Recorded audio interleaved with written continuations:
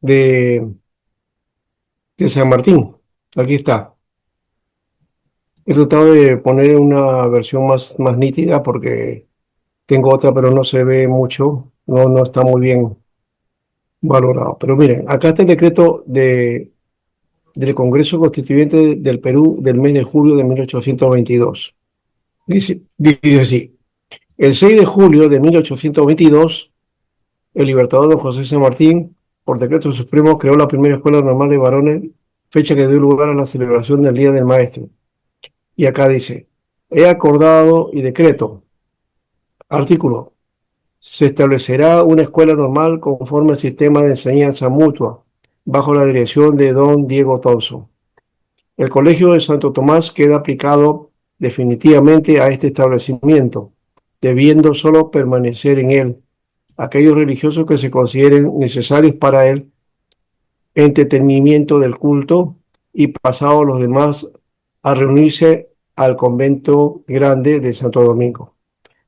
Artículo 3. Se enseñará en este establecimiento las primeras letras y las lenguas vivas, a cuyo se dotarán las cátedras que se consideren necesarias conforme a la designación que se basa en el plan del Instituto Nacional del Perú.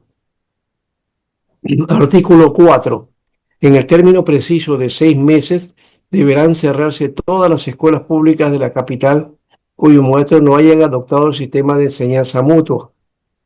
Artículo 5. Todos los maestros de las escuelas públicas concurrirán a la escuela normal con 2 discípulos de los más adelantados para instruirse en el sistema de enseñanza mutuo, sujetándose a este respecto al método que les prescriba el director del establecimiento. Artículo 6. Luego que el director de la escuela normal haya instruido en el nuevo método a un número suficiente de maestros, se distribuirán en las capitales de los demás departamentos con la competente dotación para que establezcan la escuela pública bajo esos mismos principios, y de allí se propague a las demás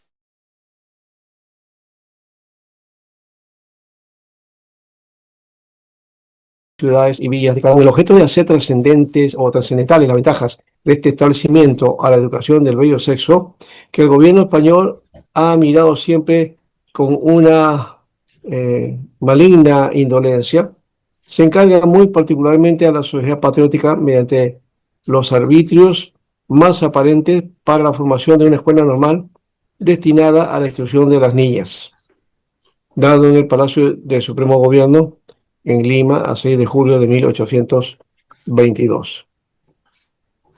Qué bueno, ¿no? ¿Qué dicen sobre ese documento? Interesante, doctor, muy bueno. ¿No?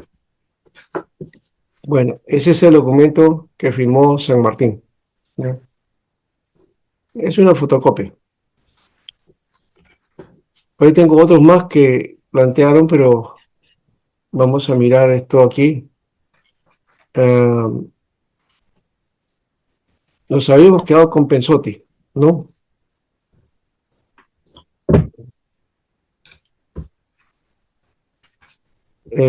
Ahora, estábamos aquí, que él fue llevado a su casa en procesión jubilosa el 28 de marzo de 1891 a las 5 de la tarde. Pero los enemigos de Pensote no quisieron darse por vencidos y amenazaban a los evangélicos alrededor de Pensote. Estos fueron atacados por la gente instados por sacerdotes conservadores. Los problemas continuaron a nivel nacional, como el caso de la denuncia del señor Abril en Trujillo por propagar su fe, pero la batalla legal ya se había ganado y el proceso contra él terminó en primera instancia. Y ahí termina esa tarea de Pensotti, ¿no? Y el primer momento de la implantación de la Iglesia Evangélica en el Perú. La labor, entonces, de Pensotti en la evangelización protestante en el Perú trajo claridad al trabajo misionero. Sin su actuación hubiese sido casi imposible la evangelización posterior. Los sufrimientos de este gran hombre de Dios terminaron porque era un ambiente favorable a la propagación del Evangelio. Ahí habíamos terminado nosotros, creo que más o menos por ahí, ¿ya? Y que todo el desarrollo de la Iglesia Evangélica en América se debe en gran parte al esfuerzo de este viajero de Dios, ¿no? Ya hemos dicho que se fue a Guatemala y a otros países de Centroamérica. 17 años de su vida ocupó el puesto de agente de Sociedad Americana y falleció después de haber dejado las escrituras en todos los países de América Latina. Fue un viajero biblista, digamos, un viajero que llevaba la Biblia por todas partes, ¿no? Ahora, vamos a ver las fuerzas políticas de la era republicana. Ya hemos hablado de conservadores y liberales, ¿no? Anticlericales y Ajá, nacionalistas.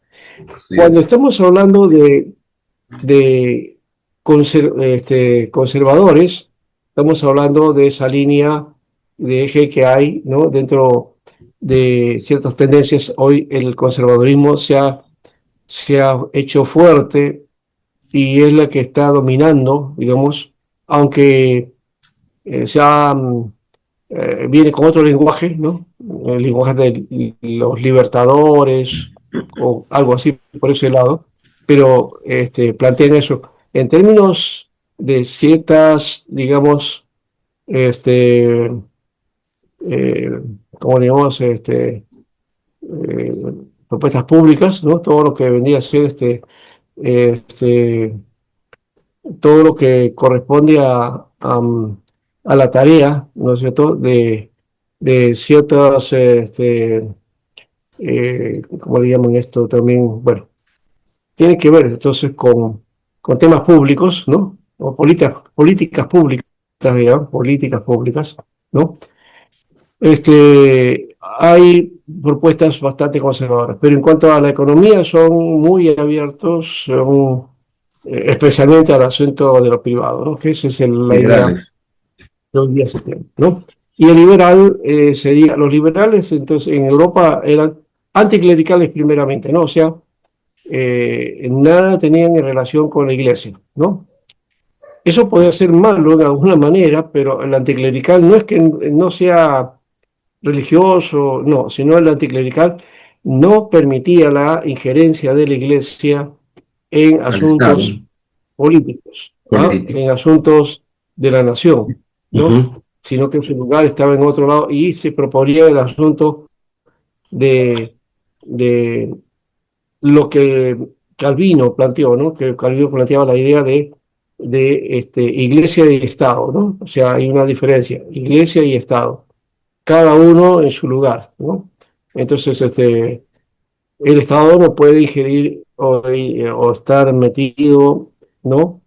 O influenciado, ¿no? Influenciando el aspecto religioso, ni tampoco la iglesia o la religión podía meterse en aspectos políticos. Y esto tiene que ver con aspectos, digamos, de dominio o de imposición de algunos Ujú. tipos de políticas, ¿no? De parte de la iglesia. Eso no lo permitían los anticlericales, ¿ya? Ahora, sí podían intervenir a su voz en cuanto a hechos de injusticia o alguna cosa que esté en contra de lo que dice el Evangelio, entonces ahí sí, eso es otra cosa, ¿no? A estos anticlericales, los liberales también se les llamó nacionalistas. Curiosamente, hoy día los conservadores ahora se llaman nacionalistas, ¿no? Eh, claro, la palabra nacionalismo ahorita está venida a menos, en todo caso, ¿no? No tiene el mismo contenido. Por eso, la palabra conservador y liberal y nacionalista, que se usaba en esa época, hoy día se utiliza, pero con otros significados, ¿no?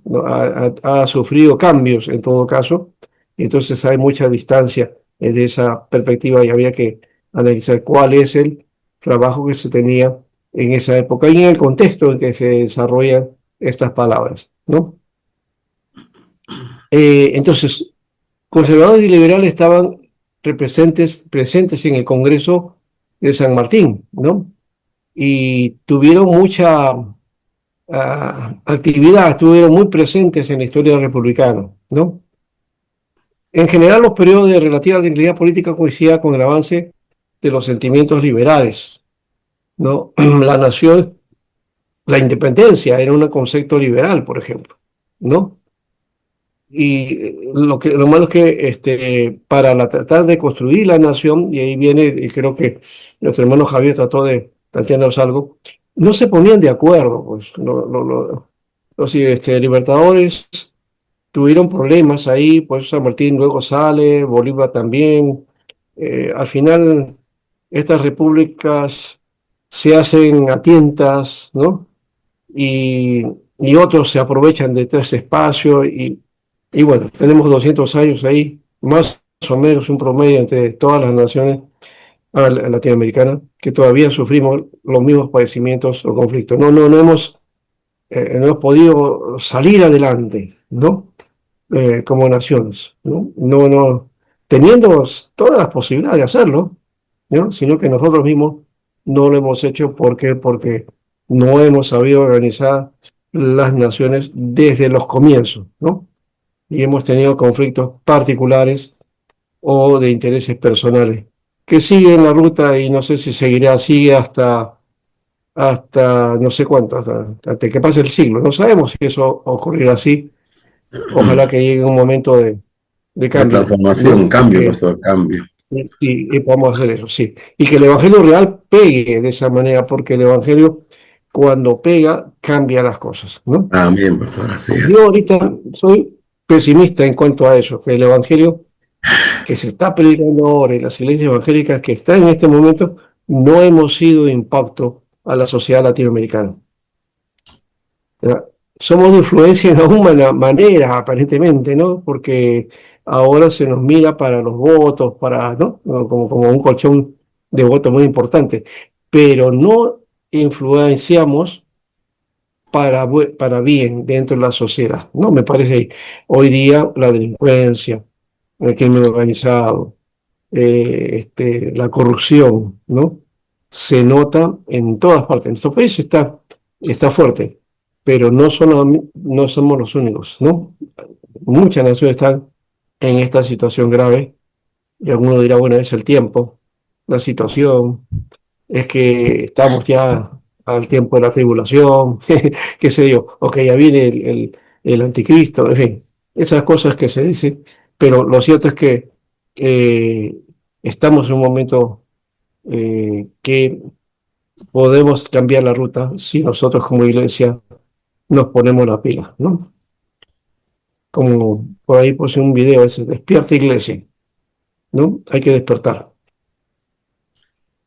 Bueno, entonces, en esa época se producía una corriente de ideas liberales cada vez que ascendía al poder un gobierno que procuraba mantener la tranquilidad interna por medio de un régimen autoritario fundado con la ayuda del extranjero y una alianza con la Iglesia Católica, como era el caso de Leguía, ¿no?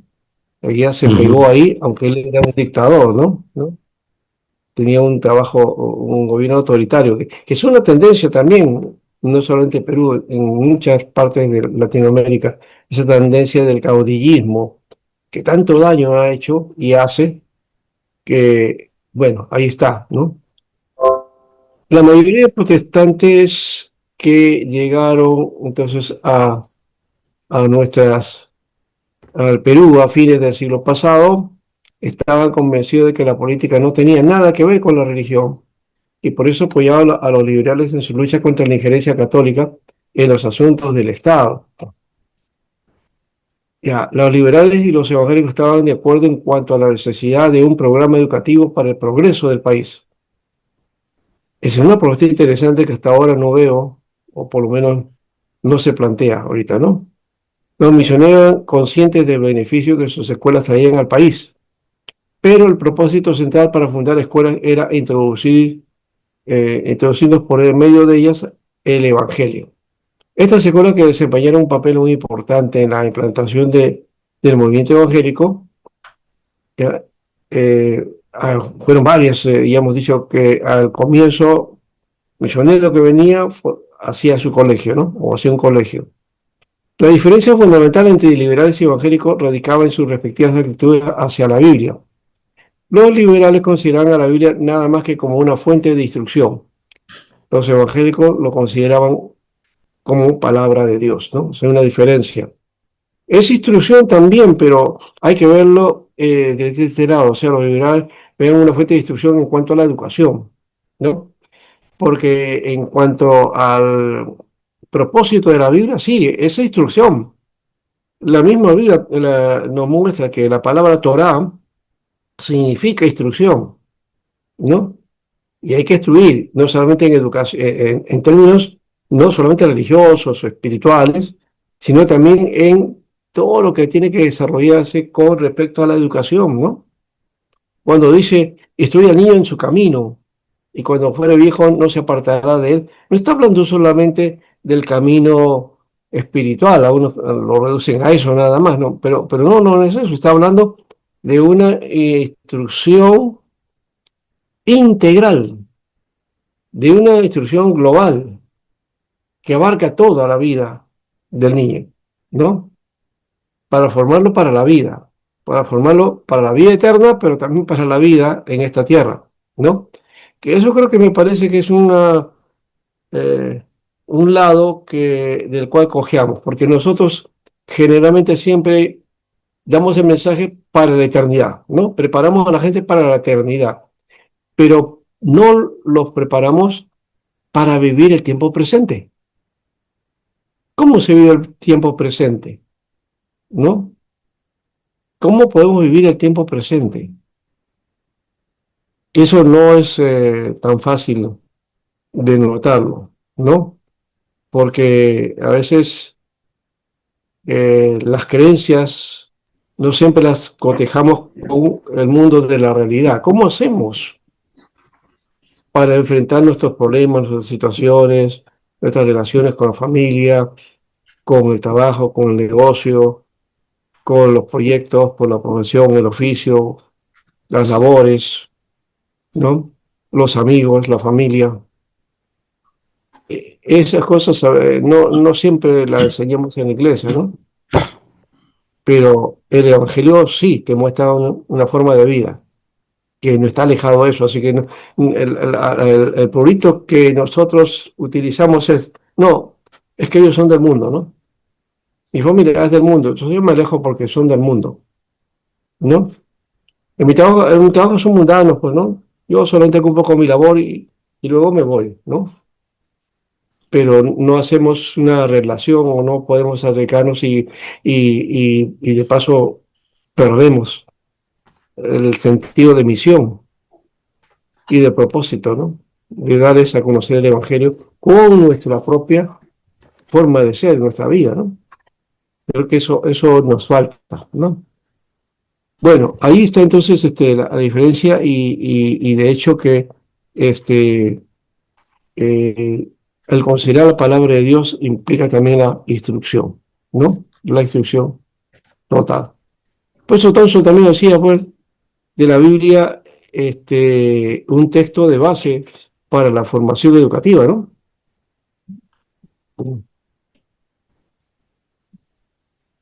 Entonces, conquistas sociales ahora de los evangélicos. Aquí también tenemos que ver este otro lado, que el movimiento evangélico logró conquistas sociales en su tiempo, cosa que hoy día no estamos haciendo mucho, ¿no? Lo único que se ha hecho con este asunto del aborto o matrimonio igualitario, todo ese asunto que es el tema principal que para algunos, pero por ejemplo, ¿qué hacemos con la minería? ¿Qué hacemos sobre el asunto de la corrupción, de la violencia? ¿No? ¿Qué hacemos frente a la educación, por ejemplo, ¿no? También, y al aspecto de la educación superior, ¿no? Todo eso. Y hay otros temas por ahí, ¿no? El tema, por ejemplo, de el medio ambiente, ¿no? El medio ambiente, ¿no? El cambio climático, ¿ya? Ese es otro aspecto. O también, por ejemplo, las leyes que se están dando acerca de la apropiación de tierras en las selvas, ¿no? Que corresponden digamos, a los grupos étnicos y que no les dejan participar y las toma de decisiones de ellos por la visión que tienen. Ellos tienen una visión digamos, del mundo diferente al nuestro, ¿no? Pero tratamos de plantearnos nuestras propias puntos de vista, imponerlas y encima se le quita la tierra. Eso, por ejemplo, es un tema también que habría que plantear, ¿no? O la trata de personas, ah, la minería ilegal, bueno, tantas cosas que hay, hermanos, ¿no? Vamos a ver. A partir de la caída de la guía en 1930, los evangélicos gozaron de cierta libertad. Hay una cosa que no hemos olvidado acá, que en 1910, más o menos, 14, se dio también el cambio de la Constitución. Creo que eso no lo he puesto aquí. Es raro, me parece que no esté por acá de este lado. Pero lo de Pensote llevó a eso, ¿ya? Y fueron parlamentarios liberales los que llevaron la propuesta, ¿no?, de un proyecto de ley para cambiar la constitución del artículo 4, creo que es 4 o 5, que decía solamente que el Perú es católico, ¿no? Y que no permite otra práctica de religión, ¿no? Se cambia por decir que eh, el, el Perú reconoce, ¿no?, la influencia histórica de la Iglesia católica, ¿no?, y le da su reconocimiento, ¿ya? Pero también permite la práctica de otras, ¿no? Ya, eso es lo que cambia, ¿no? Cambia a esa figura, ¿no? A partir de 1910, más o menos por ahí, ¿no? Bueno, entonces, en la caída de la guía, que fue en 1930, los evangélicos gozaron de cierta libertad. Durante este tiempo lograron importantes conquistas en el plano social. Juan Rich, por ejemplo, el fundador de la Iglesia Evangélica Peruana, nos refiere a estos hechos con relación a la región central del Perú de la manera siguiente. Miren, en los procesos de crecimiento y formación de la Iglesia nativa de la región central del Perú, se suscitaron los problemas relativos a las escuelas, hospitales y orfanatos y cementerios, como ocurre en la mayoría de los campos de misión. Pero después de muchas discusiones prolongadas y repetidas entre los misioneros y los líderes activos, se acordó que debía evitarse todo curso de acción que contribuya a hacer de la congregación evangélica un grupo aparte, en lugar de un elemento constitutivo y de influencia en la vida de la comunidad. Esta actitud mental ayudó a la solución de varios problemas sociales que surgieron como consecuencia. Miren cómo era la idea de los misioneros, ¿eh? Una idea que ahorita está pero lejana de la visión evangélica de este tiempo, ¿no? Los misioneros decían, y en este caso lo está diciendo Rich, ¿no?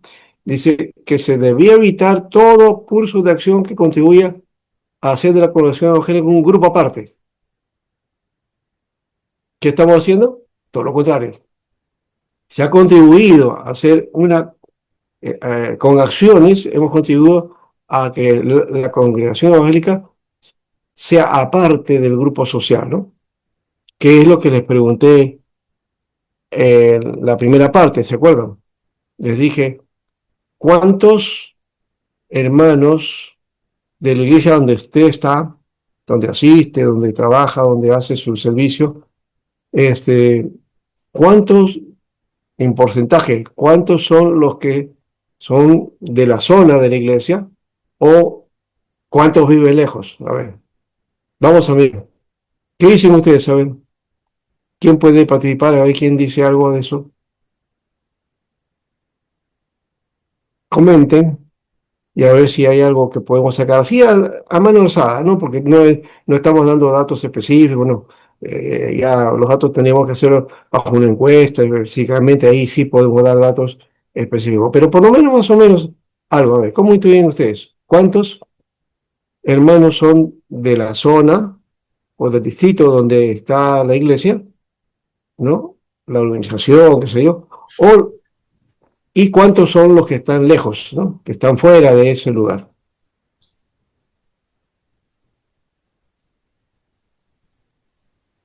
A ver, pastor, bueno, yo lo comento. En Ya, gracia de Luis, muy Dios, bien. en gracia de Dios, bueno, la gran mayoría, o sea, digamos un 90%, son de Chillón, una gran parte. Unos 10% somos lejos de la iglesia como tal. Una de ellas es mi persona, yo soy de Puente Piedra y él es de Chillón. Y hay unos 5, justo los hermanos que tenemos ministerio, somos los que estamos más distanciados de la iglesia. ¿En qué forma? En otro distrito, como Puente Piedra, Caraballo y Los Olivos, si mal no me equivoco. Pero la mayoría de hermanos como familiares son de Chillón mismo. Y en cambio de Ya, los líderes, contando a mi persona, somos 3 nomás que vivimos lejos y el resto están todos ahí ya. permanentes en la Bueno, iglesia, son que de son, Chillón. son mismos de la Ya, misma creación de la iglesia como tal. ya, son de Chillón, Dígame. correcto. Pero en cuanto a, digamos, ¿cuándo ponemos a 2 cuadras a la redonda? Voy a ponerlo así nomás. O a Ya, 3 cuadras a con la solo decirle redonda. que hay, con solo decirle que hay un hermano que vive al costado de la iglesia. Con solo decirle que hay Uno un hermano que nomás, es, uno, bueno, no uno, sino 5, uno, pero no exactamente al costado de la iglesia, 5. sino al Uno frente, más solo. ahí nomás la esquina, nomás, casi todo Ya. alrededor de la iglesia, hay que sea como 7, 8 Pero hermanos que viven, familias, habrán? perdón, viven ahí. ¿Cuántos vecinos habrán alrededor de la iglesia? ¿Cuántos habrán? Ay, a ¿200? ver, ¿500?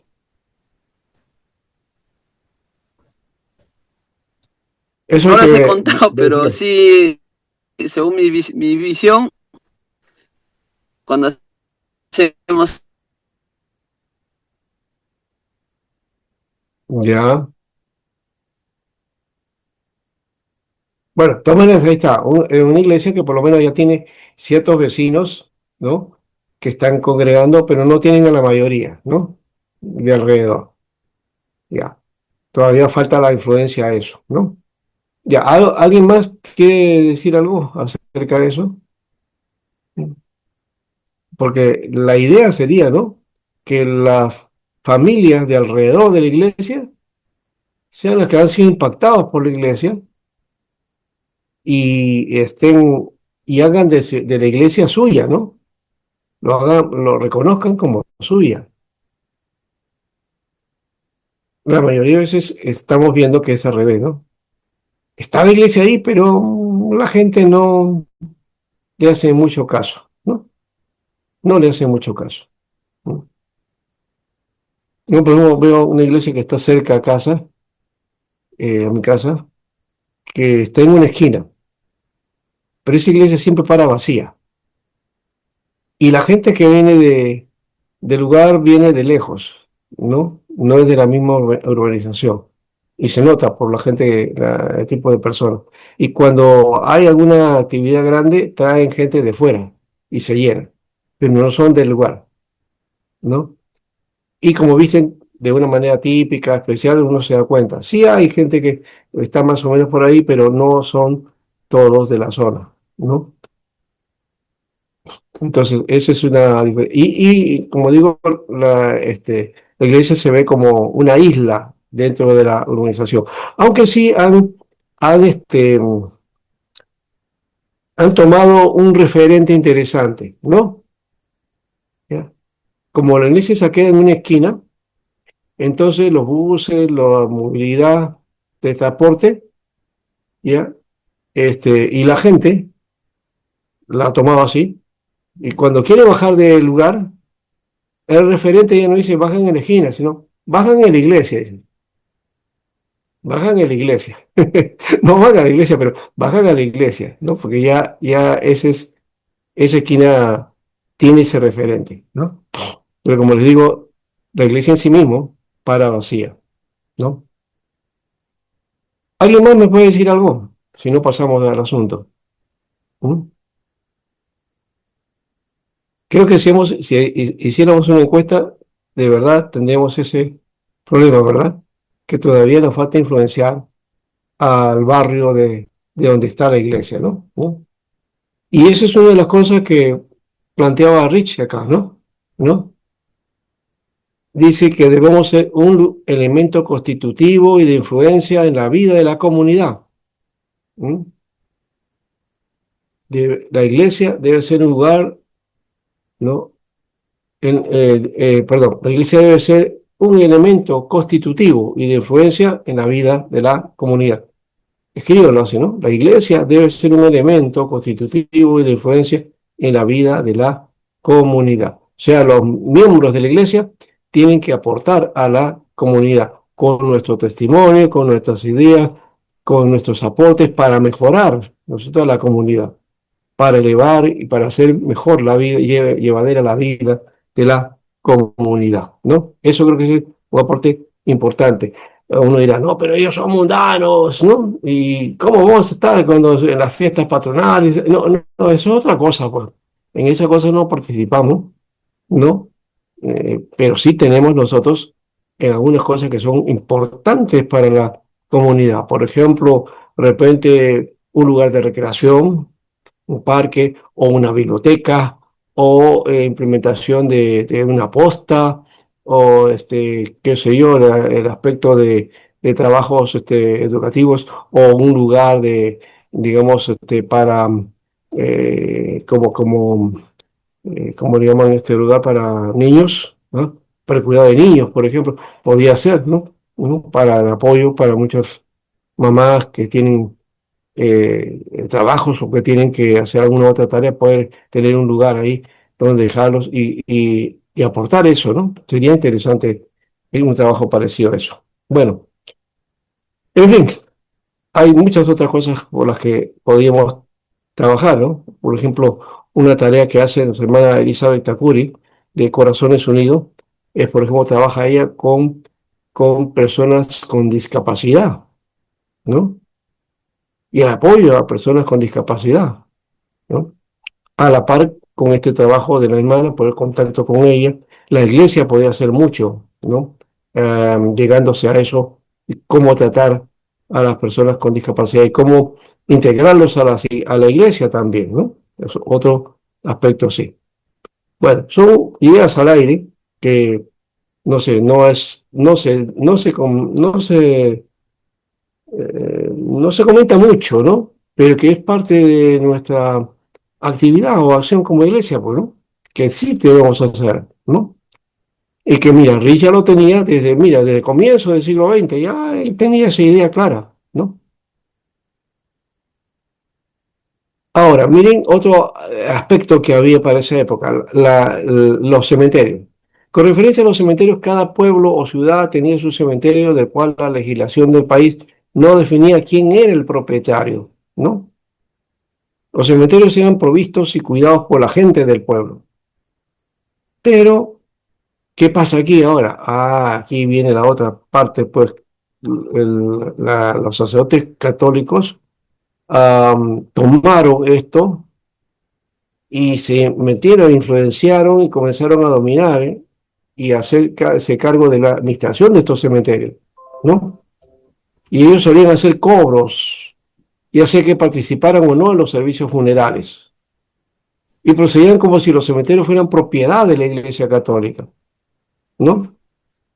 O sea, la gente había permitido eso y ellos pues se fueron con todo, ¿no? ¿No? Es como ese refrán que dice que si tú le das la mano a esa persona, cuidado que se te va a ir hasta el hombro, ¿no? Y entonces hay que tener cuidado. Eso es lo que hacían estos sacerdotes, ¿no? O sea, al no ver que nadie tenía entonces el kit de la organización de los cementerios, se metieron ellos, ¿no? Y hoy día también organizan, hoy día muchos de los que cementerios privados hoy día pertenecen a movimientos católicos, ¿no? O a gente católica. Ahora, ellos podrían prohibir que fueran enterrados los restos de cualquier evangélico, y lo prohibían. Pusieron esa propuesta, ¿no? Que los evangélicos no podían ser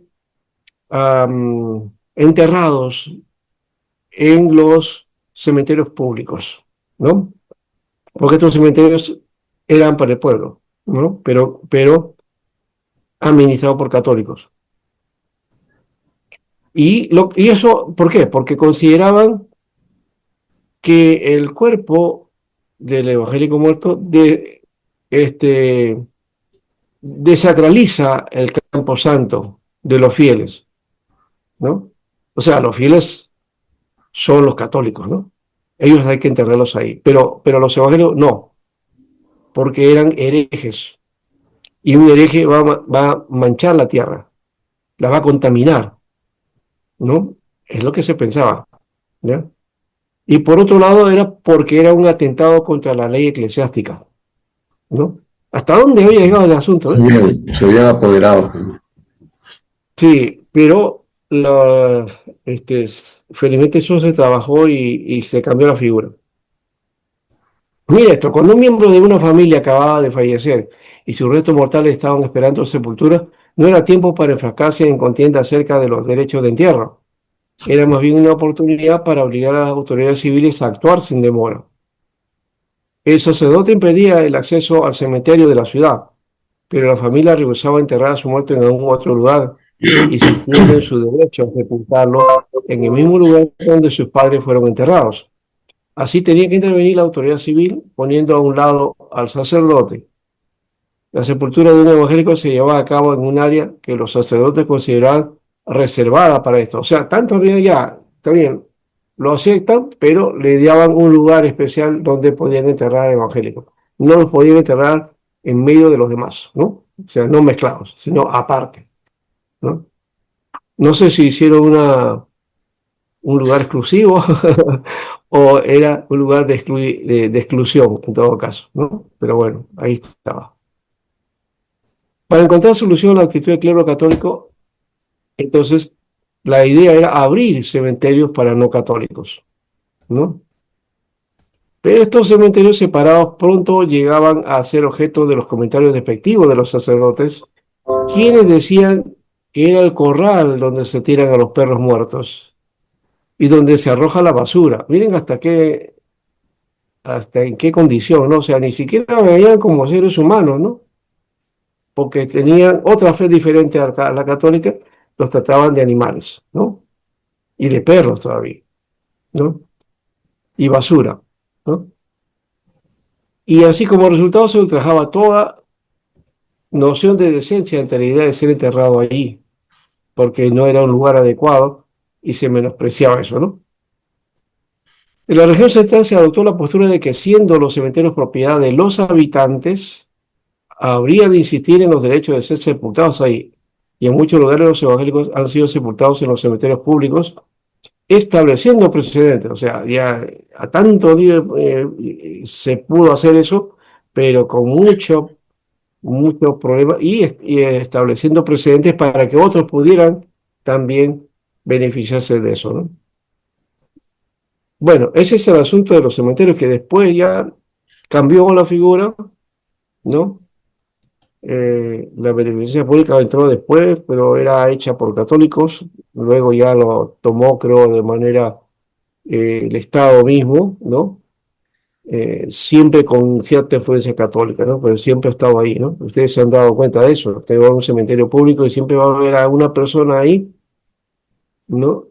Del lado católico que está para hacer los santos óleos, para hacer una misa requiem y esas cosas, ¿no? ¿No?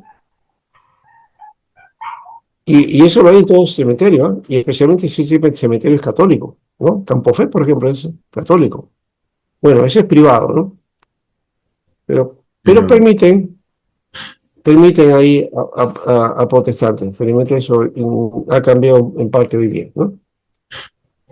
Bueno, el caso de Camacho también sería interesante también trabajarlo, que ya hablamos, estamos hablando ya no de los cementerios, esto que a mí me ha tocado, sino que estamos hablando ahora de otra situación. Vamos a mirar este asunto. Am, un momentito. Cuando hablamos de Zúñiga Camacho, estamos hablando de un problema que hubo en, en un lugar llamado Platería, ya en el distrito de, creo que era eh, Chucuito, y no estamos hablando de Chucuito, en el Callao, sino estamos hablando Puno, de Puno, ¿ya? Y aquí encontramos que después de Pensotti, ¿no? La Corte Suprema del Perú estableció la legalidad del culto no católico para los peruanos siempre que fuera de índole completamente privado, ¿no? Ya hemos dicho. Y sin embargo, la Constitución del Estado seguía dando pie a los enemigos de la libertad religiosa para entorpecer toda acción de los grupos no católicos con respecto a su protección hacia la sociedad. Ya, ahora sí, no fue en 1910, me corrijo, en 1915. Recién en 1915 se eliminó de la Constitución todo aquello que incentivara la reacción de la Iglesia oficial contra los esfuerzos misioneros evangélicos. Esta modificación de la Constitución tiene estrecha relación con la valiente actuación de un hombre muy sencillo y de profundas convicciones cristianas, Manuel Zúñiga Camacho. Hay que reconocer a este señor y que su participación permitió entonces la libertad de culto. Es en 1915 que se eliminó de la Constitución todo aquello que incentivara la reacción de la Iglesia oficial, ¿no? Y ahí vamos a mirar entonces aquí por acá. Zúñiga Camacho era un indio aymara de Platería, en las riberas del río Titicaca, ¿no? O perdón, el lago Titicaca, no es río, ¿no? Es lago. Y ya lo convertí en río. Es lago, el lago Titicaca. Este lugar, Platería, estaba cerca de Chucuito, en Puno. Y siendo muchacho, su padre lo envió a Iquique, a Chile, para que estudiara. Y ahí trabajó en los yacimientos salitreros. Ya de adulto regresa al Perú y fue elevado para el servicio militar. Fue en aquellos días que llegó Eduardo Forga, quien se convirtió en el precursor de la obra adventista. Este discipuló a Zúñiga y aún hasta después que se fue de Perú le enviaba cartas. Aquí hay un detalle curioso. Manuel Zúñiga Camacho conoció al Señor, ¿ya? Pero fue discipulado por Eduardo Forga, que era adventista, ¿no? Así que se formó como adventista, ¿no? No sé qué pasó en este aspecto, o sea, él, o no había gente para forjarlo, ¿no? En el mundo evangélico, y Eduardo Forga se lo gana para la iglesia adventista. Pero bueno, eso ya es otro detalle. De todas maneras, sí, no nos quita la influencia importante que tuvo él en, en el desarrollo del tema de la libertad religiosa. Zúñiga Camacho llegó a entender que la educación podía ayudar a resolver los problemas de platería, ¿ve? Su pueblo natal. Así que en 1904 llegó a establecer una escuela que al principio no tenía una afiliación denominacional. Por esa misma época encabezó una delegación de indios que se entrevistó con el presidente de la República. O sea que él llegó a estar con el presidente de aquella época, ¿no? Y fue para proponer que se establecieran escuelas para el pueblo aymara y se les protegiera contra el pillaje y la injusticia de los terratenientes del lugar, ¿no? Que ese es otro tema también que persiste en nuestro país, ¿no? ¿No? Los terratenientes. Bueno, ahora, no sé si aquí tiene, sí, creo que por acá vamos a mirar. Hay algo que sucedió en esto de platería que no lo he visto o que no lo he puesto aquí, pero que es bueno asumir, ¿no? Así que lo compartimos aquí también, ya no en la proyección, pero sí dentro de la temática, ¿no? Me refiero a este hecho de que cuando él establece esto de la escuela, ¿no? Y también la propuesta de que estaba enseñando a los indígenas, ¿no? Viene el párroco de la iglesia, ¿ya? Y trata de presionarlo a Camacho para que no siguiera con esto, ni tampoco para que predicara el evangelio, ¿no? Porque lo asumía como una secta y como un hereje, ¿ya? Y tanto lo presionaba que un día en público agarra a Camacho y lo golpea. Lo golpea y lo trata de una manera. terrible, ¿no? Y bueno, él no reacciona. Lo cierto es que el caso, este, la gente que vio todo esto van ante el Poder Judicial para acusar a este párroco, ¿ya? Y el caso lo llevan hasta Lima, lo llevan a Lima, ¿no? Y esa situación es la que la toma este congresista que era liberal, de la postura liberal, y hace un anteproyecto de ley para la libertad religiosa, ¿no? ¿Ya? Para plantear libertad religiosa y para que también los evangélicos puedan realizar tareas educativas, ¿no? Y eso, ese tema que de paso el mismo congresista decía que pensaba que eso no iba a, digamos, a proceder, ¿no? O sea, que eso iba a quedar ahí nomás y que lo presenta él por si acaso, ¿no? Y finalmente prende y se permite el cambio de la Constitución en este artículo, ¿ya? Que decía que el Estado apoyaba y era de confesión católica, ¿no? Y apoyaba a la religión católica. Eso cambia y a partir de ahí comienza la tarea de trabajo misionero con bastante fuerza, ¿no? O sea, estamos en 1915, después vienen ya 19, vienen 20, 22, 23, hay mucho mover evangélico, vienen los pentecostales, sobre todo vienen por esa época, ¿no? Y eh, aún todavía queda pendiente porque no tenemos libertad de culto, ¿no? Libertad religiosa hay, pero también a pesar de eso hay ciertas presiones todavía, ¿no? Bueno, ahí vamos con eso. Así que, por lo menos, esa es una de las tareas todavía pendientes de hacer que la libertad de culto sea total. Y también depende de la iglesia también, ¿no? Cómo hacer proyectos de trabajo ante el Estado a las condiciones que nosotros podemos realizar o otorgar como denominación o como iglesias locales, ¿no? ¿No? Hay mucho por hacer ahí todavía. Bueno, preguntas a ustedes, participación, a ver qué dicen. Aquí terminamos por hoy. Y qué ha parecido esta última parte. No he escuchado a los Pastor, demás, ya Cristian participó, Javier también. Bueno, pastor, lo pregunta. dejamos también de todas maneras. Siga. Sí, esto da inicio a muchas cosas que hoy en día ciertamente ya la iglesia evangélica lo está usando. Por ejemplo, eh, los, las ONG cristianas extranjeras que vienen al Perú y puedan invertir, ¿no? En el caso de Compassion, o, o ¿cómo se llama?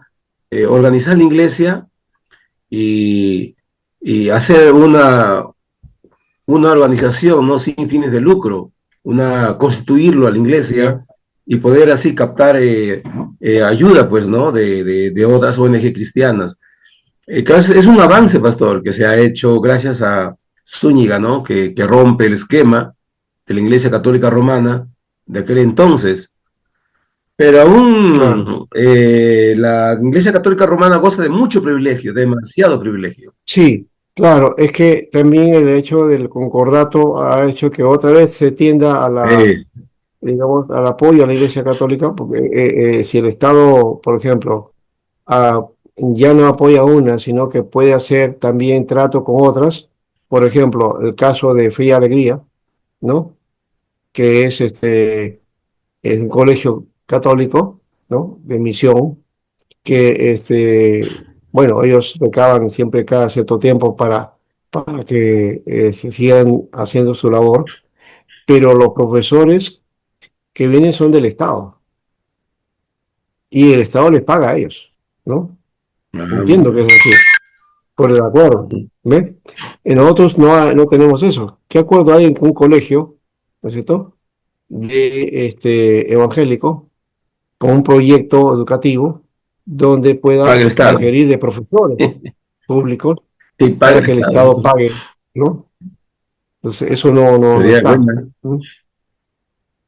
¿No? ¿Y qué cosa le ofrecemos en todo caso, ¿no? ¿Qué tipo de educación? Eso, ¿no? ¿Cómo se contribuye y a qué y cómo serviría para la sociedad, para el grupo, para el lugar, ¿no es cierto? Para el entorno, ¿ya? ¿Cuál es la contribución? Yo creo que sería mucho, sí que tenemos colegios adecuados también, ¿no? Y plantear una educación que sea firme y adecuada, ¿no? ¿No? Bueno, esa es una parte, por ejemplo. Puede ser. Hoy día que lastimosamente la ONG está venida menos, no por ella, sino por las leyes que han propuesto, también las limitan hoy día, ¿no? Hay mucha limitación. Pero bueno, a pesar de todo eso, todavía hay muchas cosas por hacer, ¿no? Muy bien. ¿Algo Sí, más pastor. por ahí?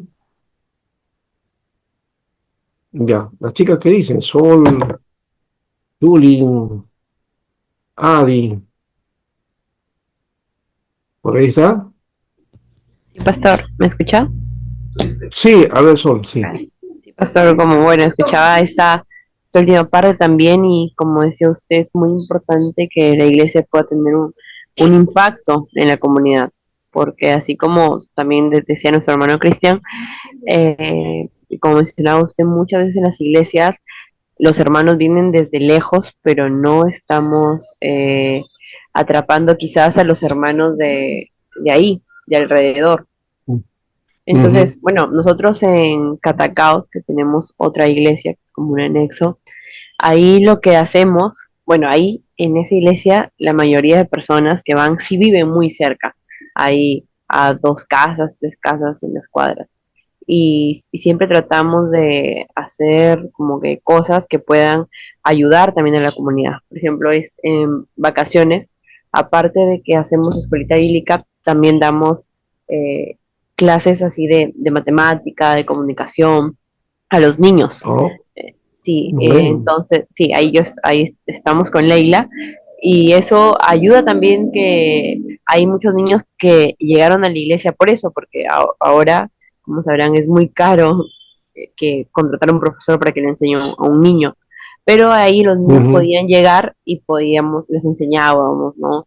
A leer, a escribir, todo, y eso hacemos en vacaciones, y como decía usted, esas cosas, esas diferentes cosas ayudan mucho a que las personas puedan conocer y puedan ver nuestra iglesia no solo como un lugar donde está abierto los domingos, sino como un lugar de esperanza, donde pueden ir y pueden haber ujú.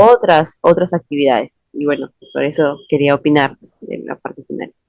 Muy bien, está bien. ¿Tienen contacto con Compassion? Compassion también, ya no lo hacen Sí, vacaciones, sino todo el año, ¿no? sí, Todo el sí, año. también tenemos contacto, Sí, pastor, eso también hacemos. ya, porque eso es un aporte importante para la iglesia, o sea, canalizar eso hacia la comunidad, ¿no? Y después lo ofrecen de todo a los niños también para Navidad, les hacen su regalo y todo ese tipo de cosas, ¿no? Muy bueno, muy bueno. Está bien, adelante. Astrid, Sí, pastor. a ver, algo que puedas decir. Y Adi también. Bueno, respondiendo a lo que usted preguntó acerca de si en iglesia no sacamos un porcentaje de cuántos eh, congregan, ¿no? Cerca los vecinos, por ejemplo, cerca a la iglesia, en el caso de la congregación, en caso de mi iglesia, son más los niños que vienen cerca a la zona. O sea, son más los niños de la zona de la iglesia. Pero los papás o sus padres no. Entonces, Así que cazan ratas y las cocinan aunque aún se muevan. Para ellos es normal y es la única manera que Alguien eh, tienen para tiene ahí abierto, creo. Ya. creo, pastor, de que muchos de los Sí, sí. padres de los niños son católicos. Aquí en la iglesia, Ujú, en Caraballo hay una iglesia católica. Entonces, ujú, a veces es un poco complicado el hecho de quitar algunas costumbres católicas, ¿no? Entonces, los padres envían a sus niños nada más, pero ellos no asisten. Entonces, como que vemos esa necesidad aquí en Caraballo por el hecho de que los padres ya tienen como que su religión, ¿no? Católica. Entonces, para ellos Claro, es claro. muy difícil ahora poder congregar, solamente mandan a a Ujú. sus hijos. Entonces, Ya, sí hay hermanos que son cerca a la iglesia, ¿no? Que congregan, pero también hay hermanos que vienen de em, de otro distrito o también ya. fuera de la zona, ¿no? Por ejemplo, a 30 minutos, 20 minutos. Entonces, es muy Mm, poco la participación de nuestros vecinos, se podría decir, ¿no? Ellos ya, sí conocen aquí, sí saben, ¿no? O sea, de la iglesia y todo eso, pero de manera voluntaria no participan, ¿no? Como le digo, hay ya, una cierta necesidad, dificultad con respecto a ello, ¿no? Por el hecho de claro. que aquí está la iglesia católica, tenemos cerca una iglesia católica, ¿no? Entonces ellos ya, su Mm, costumbre ya está. claro. Pero sería bueno también, ya que tienen la oportunidad de estar con los niños, invitar a los padres, ¿no? A una actividad, de repente, a algo Ah, para que conozcan, sí, ¿no? Eso es muy bueno. Ya, por ahí sí, puede ser que pastor. poco a poco se van ganando, ¿no? Ya. Bueno, gracias a ti por eso. Adi, no sé si tiene algo que contarnos, si no, ya cerramos. Pastor, buenas noches. Bueno, buenas Sí, noches con igual. todos. Bueno, pastor, usted tal vez conoce un poquito más acerca de la realidad de vida eterna. En cuanto a vida eterna, sí, la mayoría de los hermanos que congregan son de la zona. Hay un porcentaje, sí, muy pequeño en realidad, serán tres, cuatro hermanos que vienen de otros distritos. Ujú, Y esto es pues por la invitación, ¿no? Que se le hace a veces de repente a algún joven o algún hermano, ¿no? Que viene de visita, lo trae y ya luego empiezan a congregar. Pero mayormente ujú, la mayoría sí son de aquí pertenecientes a la zona. Lo que sí había notado mientras usted hablaba de la clase es la que sí es cierto, hay muchos hermanos que vienen ya con un antecedente de haber estado en otra denominación, ¿no? En otras denominaciones. Y la mayoría ujú, también de los hermanos no es que sean netamente de Lima, ¿no? Sino que muchos de ellos también son migrantes de provincia, ¿no? Y creo que eso también ujú, es un factor importante. Ahora, en la iglesia donde estoy claro. congregando en Cusco, ahí sí todos son del pueblo, ya todos se conocen, tienen sus propias costumbres, ¿no? Diferente. Eso me he dado cuenta porque a veces cuando hay personas que migran, ¿no? Por ejemplo, a la ciudad, aún les quedan algunos gustos musicales, costumbres que puedan tener, como que se nota, ¿no? Porque a veces algunos hermanos decían, ¿no? Hermana, y esta alabancita y esta canción, y tenían como que ciertas preferencias, que tal vez no son tan Ujú, propias de aquí, ¿no? Pero ya estando ahora claro. congregando en Cusco, me di cuenta de eso, ¿no? De por qué a veces tienen ese gusto musical más por la música regional, las alabanzas, ¿no? Sí, con ese tipo de instrumentos. Y es también propio de la zona, ¿no? Allá en Cusco, donde ahorita estoy en Quimbiri, todos los hermanos comparten las mismas costumbres, ¿no? A diferencia de aquí en Lima, que hay como mezclados de todo un poco, ¿no? Y por edades Así también, es. porque usualmente ya los jóvenes, adolescentes, pues ya tienen sus propios gustos, ¿no? Sus costumbres, pero sí es importante el conocer también, ¿no? A, nos- a nuestros hermanos de la congregación. Muy bien.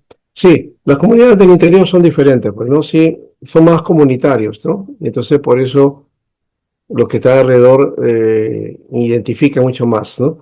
Y el caso de Vida Eterna también es curioso porque está bueno, es que la zona, el lugar es estratégico para eso, ¿no? Nadie va a ir a subir, ¿no? Toda una cuesta hacia arriba para ir a una iglesia, ¿no?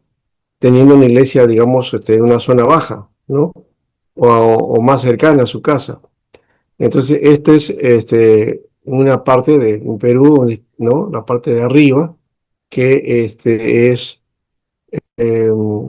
una zona que creo que se inició como invasión, ¿no? ¿Ya? Y la gente de la zona, entonces, pues ahí tiene pues la iglesia, ahí ya no va a tener que ir hacia otra iglesia, ¿no? Porque la tienen a la mano. Entonces se identifican por eso también, ¿no? Me parece que Sí, ese es pastor.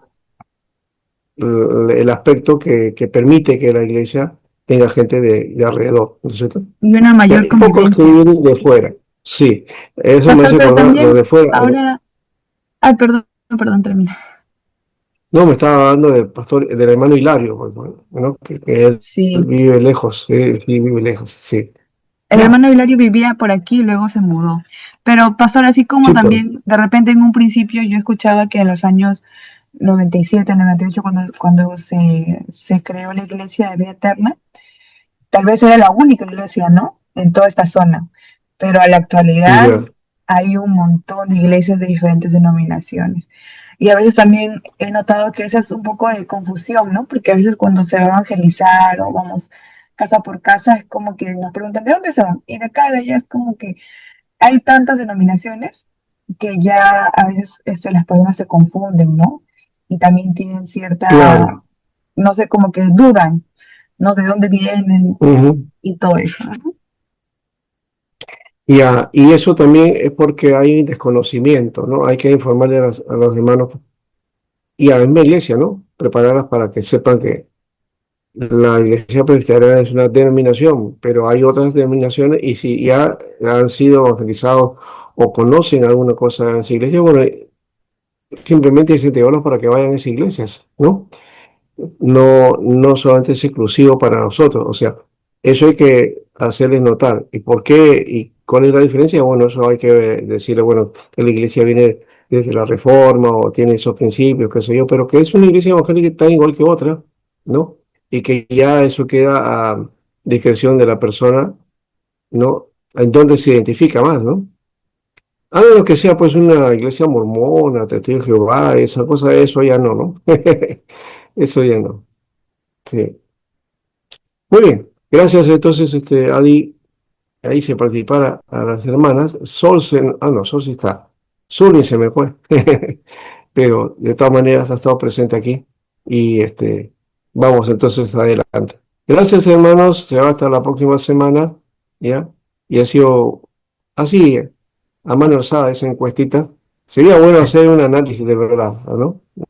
A ver cómo les va con eso. Gracias hermanos, Dios les bendiga. Bendiciones, pastor. Bien. Muchas gracias.